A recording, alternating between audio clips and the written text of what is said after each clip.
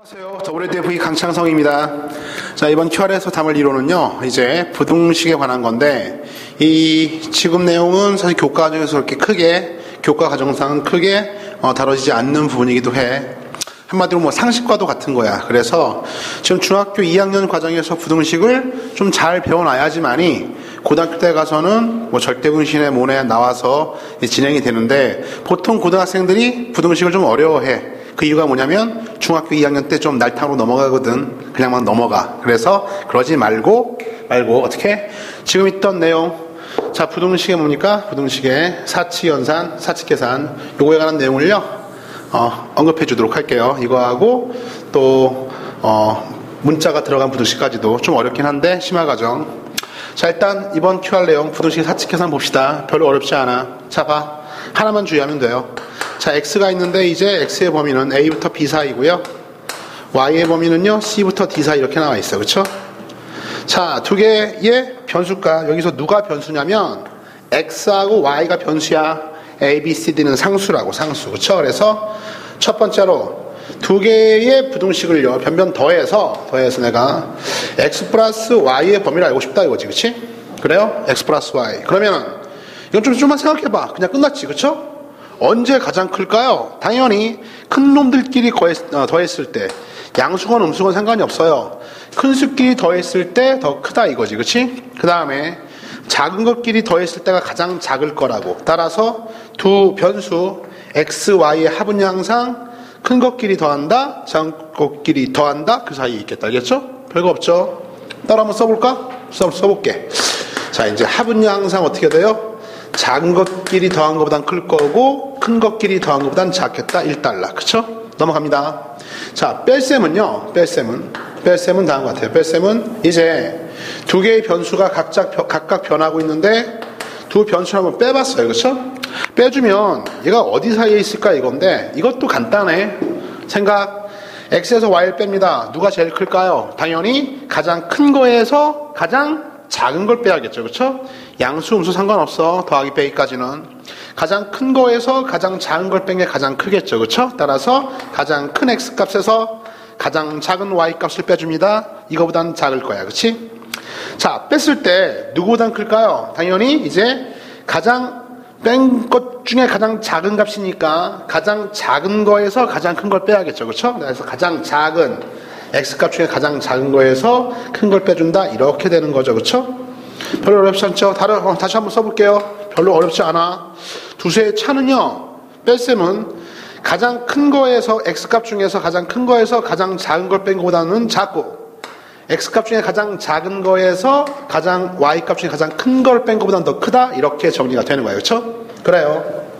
지워버리고. 자, 이제 곱셈하고 나눗셈 문제인데, 곱셈 나눗셈.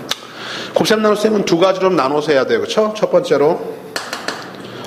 1번 이렇게 할게. 1번 A, B, C, D가 모두 다 양수야. 그치? 양수일 때에는 덧셈 뺄셈처럼 별로 어렵지가 않습니다. 그냥 상식적으로 생각하면 돼요. 그쵸?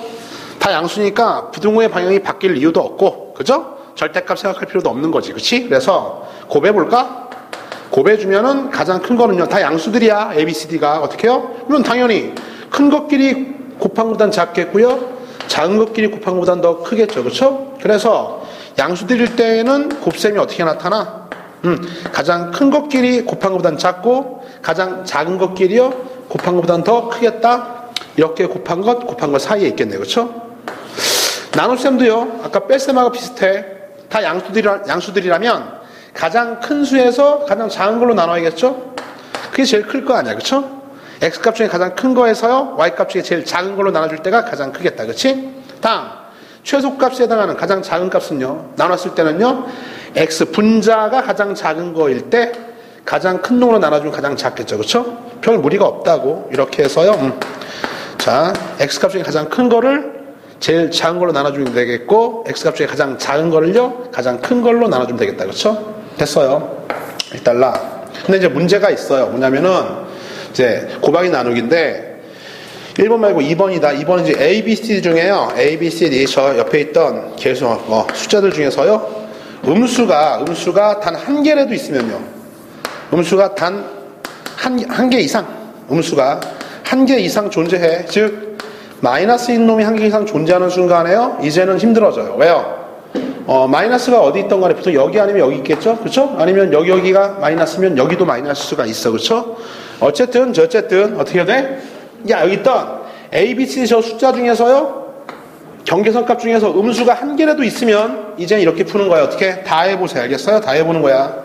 만약 곱하기면은 해봤자 네 가지거든. 경계선 값 하나, 둘, 셋, 네 가지니까 곱해봐.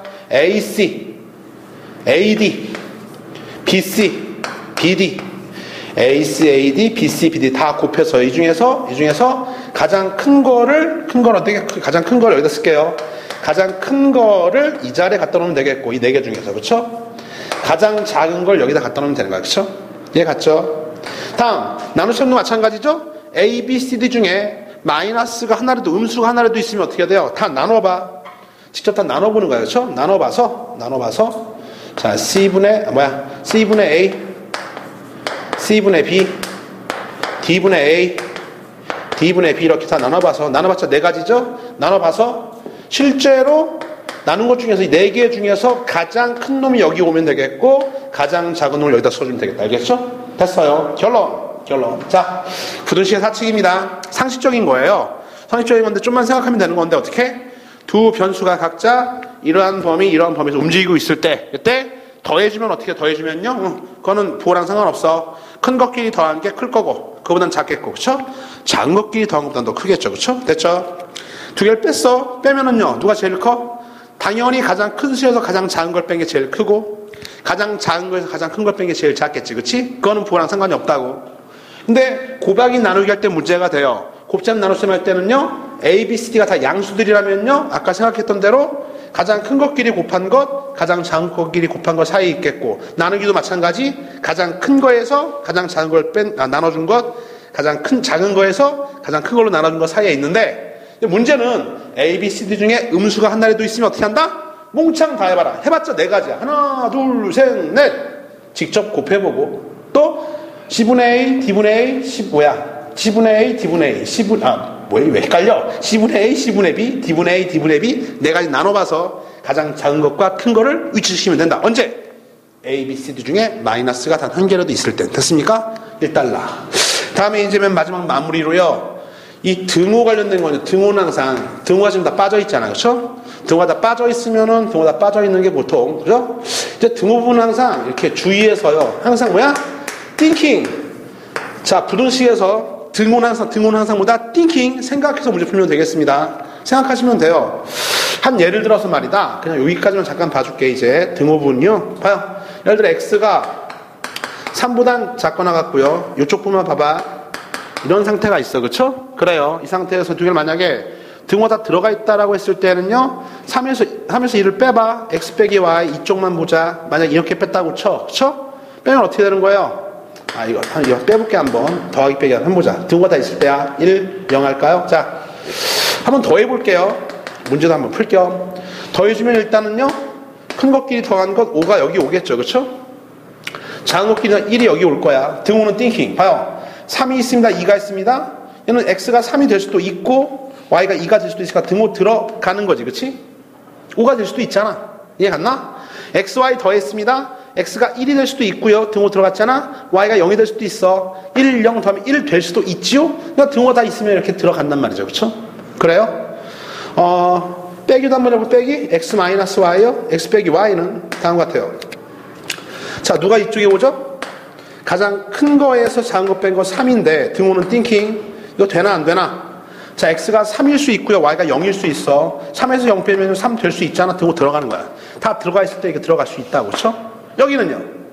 1에서 2 빼는 거니까 1 빼기 마이너스 1인데요. 자, x가 1이 될 수 있지요? y가 2가 될 수도 있어. 1 빼기니까 마이너스 될 수도 있잖아. 그렇죠? 등호 들어가는 거죠. 그렇지? 자, 이것도 지금 이거 한번 해볼까? 이거 한번 해보자. 등호가 여기 없어. 없으면 어떻게 될까요? 봐. x 플러스 y인데 잘 들어. x 플러스 y 등호는 thinking이야. 자, 일단 가장 큰 것끼리 더한 거 5보단 작을 거고요. 가장 작은 것끼리 더한 거 1보단 클 거야. 그쵸? 등호 thinking. 봐. 더했는데 얘는 3이 될 수 있고요. 얘는 2가 안 돼. 1.9999999. 야, 얘는 3이 될 수 있고 얘는 2가 될 수 없어. 1.9999999. 3 더하기 1.99999. 4.999999995가 될 수가 없죠. 이때 등호가 들으면 안 된다 이런 얘기죠. 왜요? 이쪽에 등호가 없으니까. 생각하는 거 알겠냐? 띵킹. 얘는요. x 더하기 y인데 1이 될 수도 있고요. 0이 될 수도 있잖아. 등호 있고니까 등호 들어가는 거지. 그렇지? 됐어요? 이런 식으로 등호는 항상 생각해가면서 문제 해결한다. 결론. 두 개의 변수가 부등식 범위에서 움직이고 있다. 사이값으로 어떻게 해요? 자, 더하거나 빼거나 나누거나 곱하거나 할 수 있어야 되는데 특히 곱하거나 나눌 때 음수인 거 주의하시고요. 또 0으로 나눌 수는 없습니다. 0으로 나눌 때 좀 생각해 줘야 되겠죠. 그렇죠? 그건 0으로 나눌 수 없다. 그 다음에 맨 마지막 마무리 등호 부분 항상 어떻게 해? 우리가 원래 있던 식의 등호 부분을 좀 생각해 가면서 등호 맨 막판에 띵킹해서 결정한다. 이번 강의는 여기까지입니다. 수고하셨어요.